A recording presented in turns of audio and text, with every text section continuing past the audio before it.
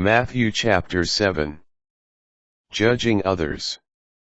Stop judging, that you may not be judged. For as you judge, so will you be judged. And the measure with which you measure will be measured out to you. Why do you notice the splinter in your brother's eye, but do not perceive the wooden beam in your own eye? How can you say to your brother, "Let me remove that splinter from your eye," while the wooden beam is in your eye? You hypocrite! Remove the wooden beam from your eye first. Then you will see clearly to remove the splinter from your brother's eye. Pearls before swine. Do not give what is holy to dogs, or throw your pearls before swine, lest they trample them underfoot, and turn and tear you to pieces. The answer to prayers. Ask and it will be given to you. Seek and you will find. Knock and the door will be opened to you. For everyone who asks, receives. And the one who seeks, finds. And to the one who knocks, the door will be opened. Which one of you would hand his son a stone when he asks for a loaf of bread? Or a snake when he asks for a fish? If you then, who are wicked, know how to give good gifts to your children, how much more will your heavenly Father give good things to those who ask him? The Golden Rule. Do to others whatever you would have them do to you. This is the law and the prophets.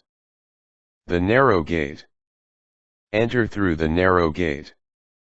For the gate is wide and the road broad that leads to destruction, and those who enter through it are many. How narrow the gate and constricted the road that leads to life, and those who find it are few.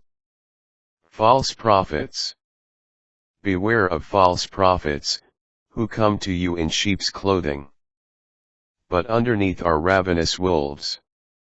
By their fruits you will know them. Do people pick grapes from thorn bushes, or figs from thistles? Just so, every good tree bears good fruit, and a rotten tree bears bad fruit. A good tree cannot bear bad fruit, nor can a rotten tree bear good fruit. Every tree that does not bear good fruit will be cut down and thrown into the fire. So by their fruits you will know them. The true disciple. Not everyone who says to me, "Lord, Lord," will enter the kingdom of heaven, but only the one who does the will of my Father in heaven. Many will say to me on that day, "Lord, Lord, did we not prophesy in your name?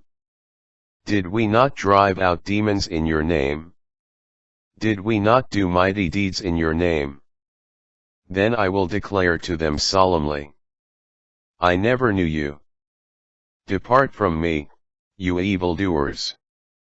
The two foundations. Everyone who listens to these words of mine and acts on them will be like a wise man who built his house on rock. The rain fell, the floods came, and the winds blew and buffeted the house.